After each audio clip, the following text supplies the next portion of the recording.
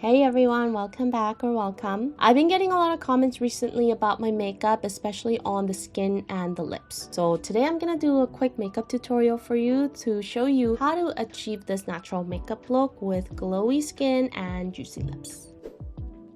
What I'm gonna start with is I'm gonna put some toner pads on my face to begin with. It's to provide my skin extra hydration. I just throw these pads on to my face like that, and then I'll wait like 10-15 minutes before I put on my makeup so that all of the juices from these pads get absorbed into the skin and my skin is nice and hydrated, and that will allow for the makeup to be absorbed onto the skin a little more flawlessly and naturally. So this product is from a company called MEDIHEAL, and I got this at H Mart for about like $30 or so. It has like 90 pads in it, and I don't use it every day. I only use it on days where I film, so I think it's gonna last me a while. That looks a little bit funny, but just now I'm gonna leave it about 10-15 minutes and then I'll come back to get started on the makeup. Okay, so now I've taken up the pads and my skin still has some of the product left over, so I'm gonna use my fingers to make the rest of the products get absorbed into the skin. And what we want to do here is, when you look at your skin really closely, everybody has baby hair growing, right, on their skin. They kind of grow in different directions on different parts of the face. What you want to do is you want to use your fingers and follow the direction of the hair, so you're pressing down the hair as much as possible before your makeup. That way your hair is not like stood up and is going against the makeup, and the makeup can actually touch the skin and can get absorbed into the skin as much as possible, if that makes sense. Just gonna put a little bit of lip balm on, and then I'm gonna use some setting spray as primer. Let that absorb a bit. So first step is color correcting. I like to use a orange concealer for my under eye. I'll take a fluffy brush. I just need a little bit of color and apply it onto the areas where my dark circles are the most prominent. It's usually this like diagonal line right here. That's the most prominent dark area in your under eyes, and then just a little bit on the outer corners as well, because that area always gets really dark for me. So I've been doing something a little bit different with my color correcting lately, which is using this color wheel. So I've been creating my own color correctors using this, because it has all the primary colors I need. It has white and black, it has a little bit of green as well, so I can pretty much make any color I want with it. So I've dyed my hair this reddish purple. Initially the color was a little more purple than I liked, and that really enhanced the yellowness of my skin a little bit more, because as you guys know, yellow and purple are complementary colors. So what I am doing these days is I make a little like lavender color corrector to apply all over my skin. I mix it in with a little bit of foundation and then I just apply it all over my face. I'll take a little bit of blue first and then the red, because blue and red makes purple. And I'm gonna put a little bit of white in there just to lighten up the color. And then I'm also gonna put a hint of black because my skin is quite muted, and to make a color softer you add gray, which is a mix of white and black. And then I'm just gonna use a drop of foundation and then mix it all really well. And then you'll see that it becomes a bit of a purplish skin color. So these days I use a little bit of foundation with a customized color corrector, pretty much, and I use it all over my face. Using a dense brush like this, it's very dense. This is from Shiseido. It's a foundation brush. It's small, it's great. You see how like on the skin it's starting to look a little bit purple, like lavender-ish. Once it gets absorbed into the skin, it's gonna look a lot more natural. I'm avoiding the under eye area because I already put some orange color corrector there. I'm applying the product everywhere else, especially around the forehead. I feel like it looks really yellow sometimes. So as you can see, it's a very thin layer of product I'm just applying to my skin. So once you've applied the base layer on, we're gonna take a little powder puff spray, the setting spray, onto it directly. Then we're gonna use that to just kind of pat everything down, all the products down. The key to a flawless base makeup is using a thin layer, making sure that layer gets absorbed into the skin as much as possible. So now you can see already how the skin is starting to glow. Then we're gonna go in with some concealer over the color corrector, mostly in the under eye area, and then a little bit around the nose and mouth. Again, we're gonna use a very small amount, so what I do is I just take the wand and then I will just swipe a little bit of product. That much is really all you need. Okay, so we'll put a little bit under the eyes, in the corners, outer corners, I mean, around the nose. Always gets quite red here for me, as I'm sure it does for a lot of people. When I'm not filming, I usually don't wear foundation or color corrector all over the skin. I just wear a bit of concealer and that's it. And these are the areas that I cover. And even by covering just those areas, you'll see a noticeable difference in the overall evenness of the skin. And then going back with the same fluffy brush to just blend everything out. Again, we want to go back in with the puff, spray it. Make sure the concealer also gets absorbed into the skin as much as possible. So that's just the foundation, color corrector, and concealer, and you can see already the skin is starting to look good. And now we're gonna use some blush. I like using a liquid blush first and then going over it with a powder product later. Currently I'm using this product from SAIE. SAIE? Is that how you say it? This is like a dewy blush, so it really gives the skin a healthy looking glow, which I love. As you guys know, I have a bit of a long face, so I always like applying my blush a little bit higher up in the cheekbones just so the attention's not being dragged downwards. Also, applying the blush in a horizontal direction like this is gonna help with adding some width to the face because it helps with drawing the gaze this way. Lately, I've been enjoying putting a little bit of blush at the tip of my nose. I think that looks really cute. Now, moving on to eyebrows. I'm gonna use a little brown pencil brows to fill in the gaps between my eyebrows. It doesn't seem like it makes a huge difference, but in the end, you'll be able to see it. I've been getting a lot of comments about my eyebrows saying that they're too light. Like, honestly, I think it's just the lighting because you guys can see, right? Like, my brows are pretty full and dark generally.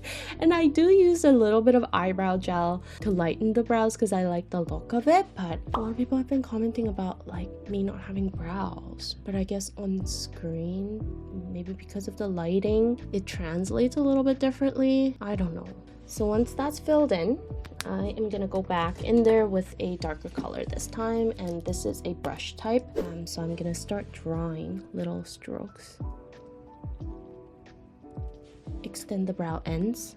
I have pretty short brows, and I also have wide outer fibs here because I have some cheekbones, within my cheekbones I mean. So I like extending the brows a little bit longer just to fill that gap. Just making strokes to make the look more natural, look like real brow hair. And then I'm gonna use a little bit of brow gel to lighten the brows a little bit. I just kind of feel like it softens my face a little bit, and I like the effect of that. Before I get started on the eye makeup, I am gonna use my orange concealer again just to go over the eyeline. I'm sure you guys can see it. I got my eyeliner tattooed a long time ago, and it's like turning blue. So I was told it's gonna go away in 5 years. It's been 12 years. It's still there. I'm gonna take a little angled brush like this, dip it into the orange concealer. It is a cream type concealer, so it makes it easier for application. And then I'm just going over the line, just like sort of in between the lashes. And you'll see how that color, the blue, kind of gets canceled out of it. Orange is the complementary color of blue, so in order to cancel out the blue, you use an orange concealer. See the difference? Also, I've been enjoying kind of extending my eyeliner and trying to make my eyes more horizontally wide than vertically long, so more like almond shaped. And so I'm trying to just get rid of the thick eyeliner, just especially in the inner corners of my eyes, just so my eyes can get a bit more of that elongated shape horizontally. So now I'm just gonna take a bit of eyeshadow. I keep my eye makeup really simple usually, so I'll pick probably like a base color, a matte color here. I'll probably mix these two a bit and just apply it all over the eyelid. With the first layer of eyeshadow, the key to making it appear natural and not too heavy is to use a brush with a long bristle like this. And it's not as dense as you can probably tell. It's really not as dense as some of the other brushes that I use. So if we compare these two, right? This is definitely, it's flatter, of course, it's bigger, and the bristles are a bit shorter. This is much more dense. So for the first layer, if you want to just keep it super thin, natural looking, then use a long bristled brush that is not as dense. Okay, just a little bit along the bottom as well. And if you're putting eyeshadow along the lower eyelids, you kind of want to avoid this corner, because especially if you're using a darker color, because it's gonna smudge over time and start looking like dark circles. So even if you have really good concealer, you know, underneath your eyes, good coverage under your eyes, once the eyeshadow starts smudging, then just the whole makeup look just looks really messy. Now I'm gonna use this eyeshadow by MAC. It's called Tempting. It's a bit of a muted neutral brown with shimmer in it. I'm gonna take just the same brush, apply it just the outer corners of the eyes. I'll kind of use a horizontal motion to make the eyeshadow shape longer horizontally. Bit of a smaller brush, an angled brush, just to go along the bottom. This is a bit of a darker color, so to control the placement, I just like using a bit of a smaller brush on my lower lids. And again, I avoid the inner corners because that's gonna start looking really dark. Now it's time for eyeliner. This is like a pencil form, but it's gel. And I'm just gonna use the eyeliner along the outer corners first. Kind of want to get it really close to your waterline, so we're going sort of in between the lashes and really filling that area in. I'm just gonna end it like right around there. I'm not gonna apply any in the inner corners because, again, like I said, I'm trying to make the eyes look longer this way, which means if I add eyeliner along the whole eyelid, then the eyes are going to look rounder because you're extending the vertical length of the eyes. So instead, we're just gonna do the outer third or so. Then we want to extend it a little bit up. Make sure to connect that. There we go. So this is why I applied the orange color corrector to hide the blue eyeliner underneath, because I don't usually apply the eyeliner all the way through. And then just along the lower eyelid as well, just do the outer third or so. Then sometimes I do this, sometimes I don't, but I take like a little fat pencil, a shimmer pencil like this, put a little bit of highlight in the inner corners, and then along the inner half of the lower eyelid. Now I'm gonna curl my lashes and apply some mascara on. I usually use a lengthening mascara, so if I want to add a bit of a volumizing effect as well, what I'll do is I'll first apply the first layer regularly, like that. You want to take your mascara wand and kind of brush the tips of the lashes. It helps with clumping the lashes together, and it makes the lashes appear a bit thicker. For the bottom lashes, again, I use them vertically like this because I have really, really sparse lower lashes. So I'm kind of really trying to clump whatever little strands I have together so they appear a little bit fuller. Okay, so lashes are done. There is an additional step. This is an optional step, but if you want to make your lashes stay up a little bit longer, you can use a little wooden stick like this. Take a lighter to burn the end. Make sure to blow on it so it's not too hot and you're not accidentally burning off your lashes. And then you want to kind of take it along the bottom, hold it there. We want to dry out the mascara along the roots so it's lifted and it stays lifted. You could go all the way through if you wanted to, but I've clumped my lashes on purpose, so if I do go through it all the way through to the end, then the hot wood is going to kind of get rid of all of the clumps that I've created. So I don't do that, I just go into the roots and just like hold it for 5 seconds. Okay, so that's my eye makeup. Now we can move on to the lip makeup now. I think lip makeup I get the most questions asked these days, so I'll walk you through the steps of how I wear my lips these days. First, we're gonna take a lip liner. Something slightly darker than the outer edge of your lips is good. The outer edges of your lips are usually a little bit darker than the center, so I take something that is about the same darkness as the outer edge of my lips, or something a little bit darker is okay. I have a bit of a long fell trim, so I've overdrawn that area first like that, and then from there we're just gonna connect it to the outer edge, so slightly overlined. Okay, and then the bottom I also slightly overline as well, but not by much. And then I'm gonna take a little shimmer and just apply it along the inner parts of the lips where they are the plumpest. In the upper lip, I always like to just kind of focus on this area. Like I said, I have a long fill trim, so my goal is to make the upper lip a little bit fuller this way. And then for the color, I am going to take, this is the NARS lip balm, soft matte tinted lip balm in Whiplash. I've been using this one a lot. I really like the color. On Instagram and TikTok, I actually uploaded my lip routine using the same products. For the inner parts of my lips, I'm going to use something a little bit different. Usually I use this kind of a red just on the inner parts of the lips. Today, I am going to use this. It's called Almay Lip Vibes. It's in color 180. Get crazy. So I'm just going to use this in the inner parts of the lips. And then to finish off, I'm gonna put a bit of a pinkish gloss on top, just in the centers of the lips.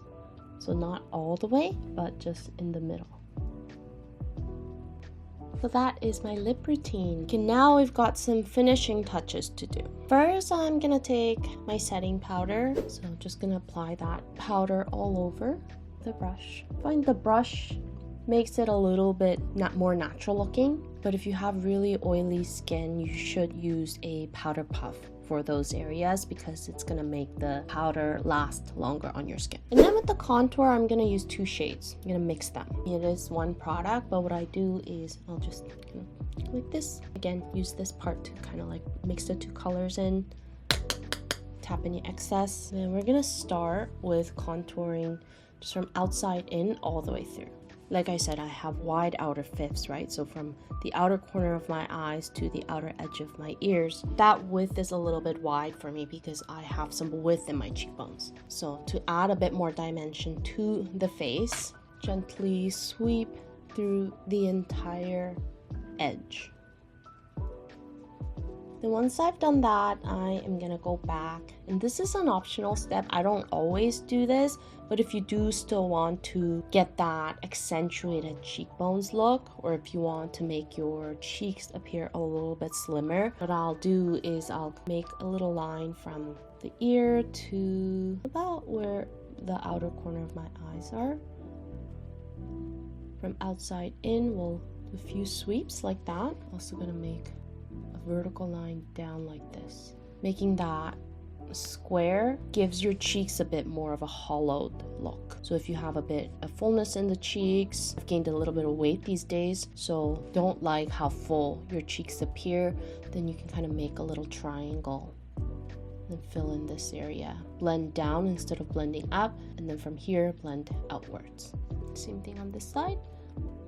The key is to make sure that you're not exceeding the outer corner. If you do that, then your cheeks are gonna start looking really hollow and the line just doesn't look very natural. Just a bit of jawline contour. Then I'm gonna take a small fluffy brush like this, do a bit of nose contour. You'll see there is that natural sort of line here. I don't really go heavy on nose contouring just because, I don't know, I don't really like the look of it. So I just kind of keep it pretty light along the, mostly along the tip area. And then lastly, I'm gonna take a little fan brush and a bit of highlighter on my cheeks. Use it horizontally if you want to add more width to the face. I kind of do like both horizontal and diagonal. And for the nose, I actually use my fingertips just to get a bit of highlighter on my fingers like that. Put a little bit between here. Find it makes my eyes appear a little bit brighter when I put a little bit of highlight just in between the eyes, but I don't think it really works that well for close set eyes, because then you'd be drawing more attention inwards towards the nose area, and that will highlight the close distance between the eyes. Maybe slightly under the brow bones. We'll use a bit of setting spray, and that's it. Okay, so this is the finished look. The skin has a nice glow to it, but it still looks very natural. I adjusted the lighting a little bit because it was just a little too harsh. So this lighting is a little better and more natural. So because I used a very thin layer of base makeup, mixing the color corrector and the foundation, you'll notice that even in the areas where I'm not wearing makeup, there is a little more yellowish olive tone going on here, but the transition overall is pretty smooth from face to neck. So a common mistake that I see a lot of people make with color correctors is that they use too much of the color corrector and use it all over the face, and then they use foundation to cover the excess color corrector, and at that point the makeup just becomes really heavy and it's gonna end up looking really cakey and unnatural. So if you're going for like that really natural base makeup look, what you want to do is you can mix the color corrector with the foundation like I did, or if you want to keep things separate, when you apply the color corrector, just use a very thin layer of it just to offset whatever color that you're trying to cover with the color corrector. So for example, if you have a lot of redness and you're trying to cover the redness with a green color corrector, you don't want to make it so that the whole face turns green and then you have to use a lot of foundation to make the skin look like skin again. What you want to do is you take a little bit of green and just apply a very thin layer onto the red areas, so the redness just gets neutralized a little bit, okay? And then the foundation is gonna do the job of evening out the overall skin tone. So you don't have to use a lot of color corrector, just use a very thin layer, and that's gonna help with keeping the makeup stay on for longer and creating a lot more of a natural look. I hope you enjoyed today's video and found all the tips helpful. If you did, don't forget to press that like button before you go, and I'll see you in my next video. Until then, stay unique and stay gorgeous.